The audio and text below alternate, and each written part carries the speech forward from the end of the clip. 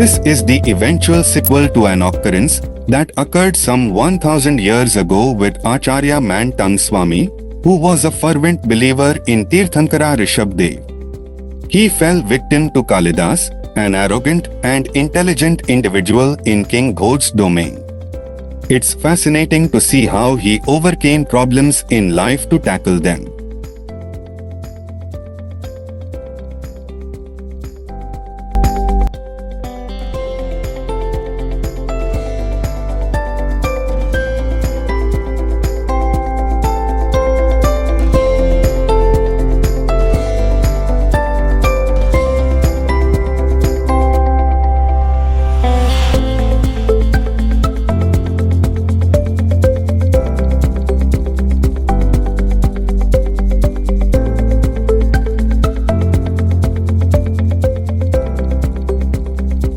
Factual story of a relatively recent time of 1100 years ago now, a great King Bhoj had his dynasty in Madhya Pradesh and ruled his realm intelligently and adequately.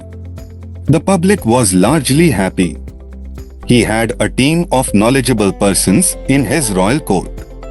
Of many, Kalidas was a poetic philosopher and had his basic perceptions called the best, and no other existed to his status. This was his arrogance and pride, but had a good ability to convince the king, and so the king was proud of him.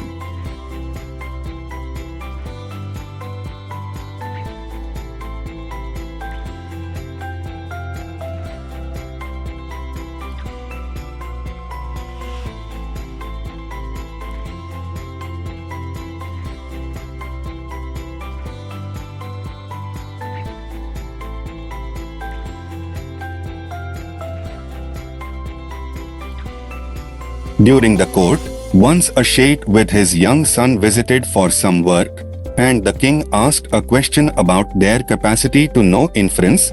The son responded so suitably that the king had to appreciate him. "From where did you learn?" "From my Guru Man Tung Swami, who is in your domain, lives upon a hill." King wished to meet him, whereas Kalidas desired to call Swami in royal court. So the king sent his persons to call upon him in the court with due regard. But Swami ji politely declined the invitation, as the court is not a suitable place for a Muni for the purpose. Calling many times, but the Muni did not turn up. Kalidas became furious and asked the king how can he disobey him. Use force. Without much thought by the king, Swami Man Tung was brought into the court through the means of power. While Swami ji made up his mind to keep his lips tight as time is not supportive.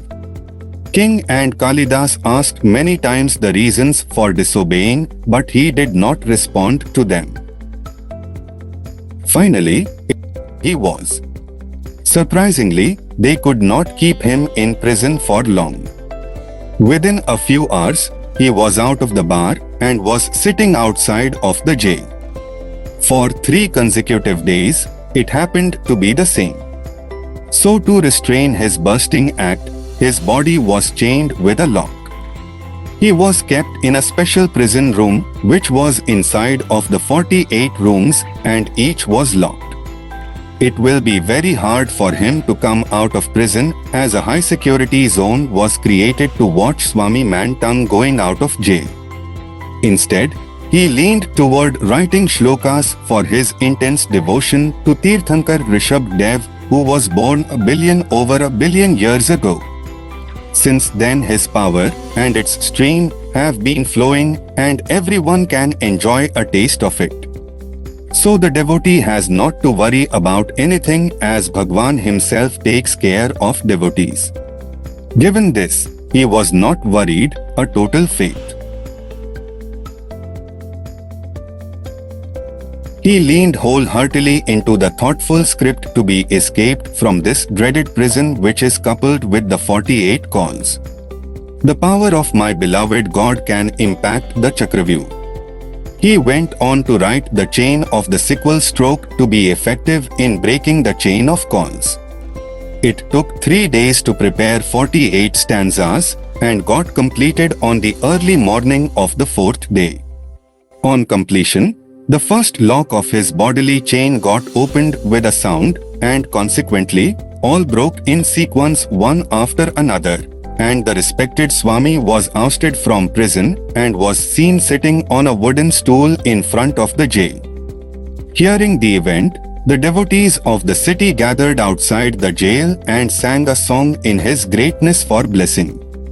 The haughty of Kalidas has gone down, whereas King Bhoj realized the power of Swamiji and lay down on his feet to pardon his misdeeds. The king said, "One is parallel to you in the world for extending your love and peace and stability all the time, even in the adverse time."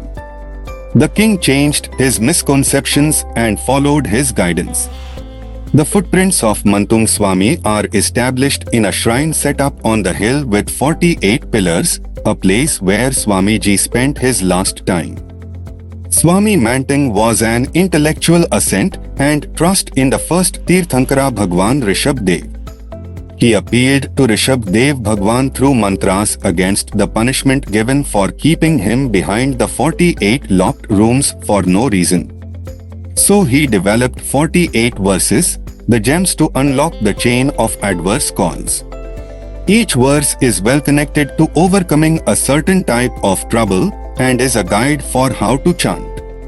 When it came into force during that time, individuals felt its worth and effectiveness in riding off misfortune that was earlier experienced, but the political issues at times hampered its significance.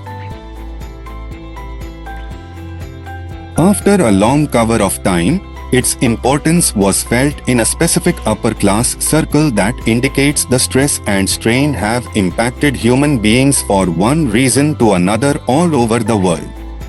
Its application has been ever-growing not in India but elsewhere. Various countries like UK, Germany, France, and Japan have become great followers, and some have translated the verse into their languages. Other people are on the verge of it. People have understood that every verse and letter is capable of evoking various effects. The trend has been in increasing mode, and it has yet to grow up further. It has no doubt regarding its efficiency when one has tasted it. The level of effectiveness is determined by individual dedication, purity of thoughts, focus, and the duration of chanting. Each verse represents something or has a certain purpose.